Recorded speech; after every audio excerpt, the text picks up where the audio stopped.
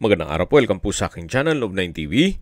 Patalasasan po, meron po ba kayong mga properties na napapabayaan or non-performing assets? Plan nyo ibenta, pero wala kayong oras sa pagbenta nito. Kung ito'y pagkakatiwala nyo po sa amin, tawag lang po kayo sa aking numero, usap po tayo, gawin ko po ng video for free. Yes, libre po, wala po kayong babayaran. Tutulungan pa namin kayong mabenta ang inyong property. Kami na po bala sa marketing, sa boosting or paid ads. Even sa tripping, hindi na po kayo mapapagod sa pag-entertain ng mga buyers. Kami na po bala sa lahat. Tawag lang po kayo.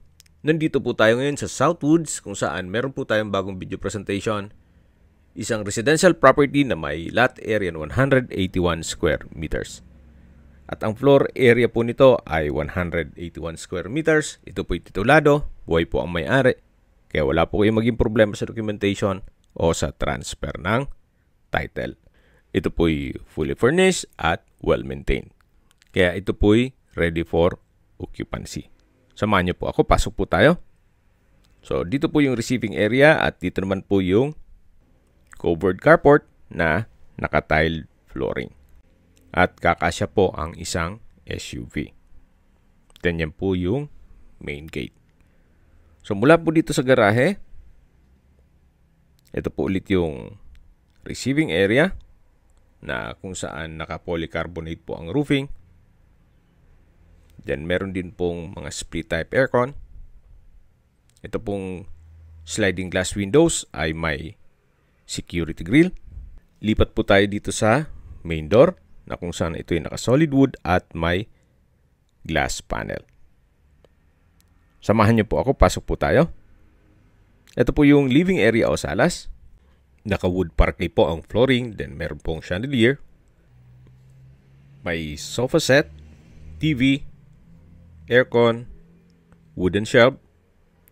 Then hindi lang po kasama yung mga personal stuff ni owner, pati mga collections niya. So mula po dito sa living area, ito naman po yung dining area na may dining set. Then meron pong vanity mirror na Capiz design. At meron pong sliding door glass in between itong dining at kitchen. Ito naman po yung access door na papunta naman dito sa garahe na may aluminum screen door. Then yan po yung main gate at pedestrian gate.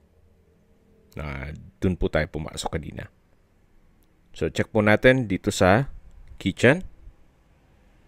Meron pong kitchen countertop, gas range, range hood, then kitchen drawer and cabinet, may oven, may pantry, naka-tile flooring na rin po ito, at maayos naman ang pintura ng ceiling at wall. Mula po dito sa kusina, check po natin itong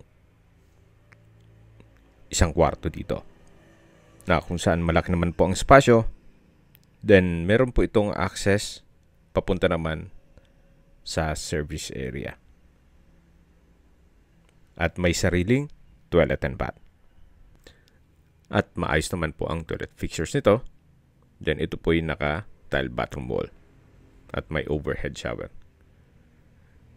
So mula po dito sa toilet and bath ng unang kwarto, lipat po tayo dito sa may access door na kung saan ito naman po yung service area. Dito po sa service area ay malaki naman ang espasyo, then covered na rin po ang kalahati nito. So pwede po itong gawing maid's room. So labas po tayo dito sa unang kwartong na i-present ko sa inyo. Balik po ulit tayo dito sa formal kitchen. Sa dulo po ay meron pong sliding glass door at likod po niyan ay yung garahe. So mula po dito sa may kitchen, mayroon pong another access door na papunta naman sa pangatlong kwarto. Sa spasyo naman ito ay sakto lang. Hindi naman siya ganun kaliit at hindi naman ganun kalaki. Mula po dito may access po dito sa kabilang kwarto. Kaya kung sakali pong meron kayong anak na gusto nyo mamonitor lagi, dito po sila sa kabilang kwarto at doon naman kayo sa mas malaking kwarto. Pero pwede rin pong isarado nyo yan. So, depende po sa maging purpose nyo once na ma-acquire nitong property. So, balik ulit tayo dito sa may formal kitchen. Yan po yung sliding glass door. At dito naman po yung dining area. At matataw natin yung living area. Diyan po sa likod nitong sofa ay meron pong lanay. Mamaya po check natin yan. So, ito po yung kabilang kwarto. Mas malaki po ang spasyo nito. Then, meron din pong split type aircon. Actually, meron pa pong window type aircon.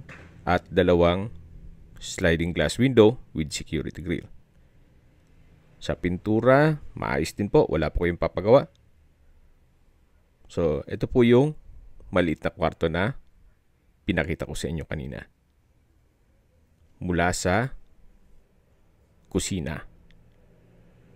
Ito po yung pangatlong kwarto. Paglabas po natin, dito naman po yung common toilet and bath. May hand wash basin with vanity mirror. Then bathroom cabinet.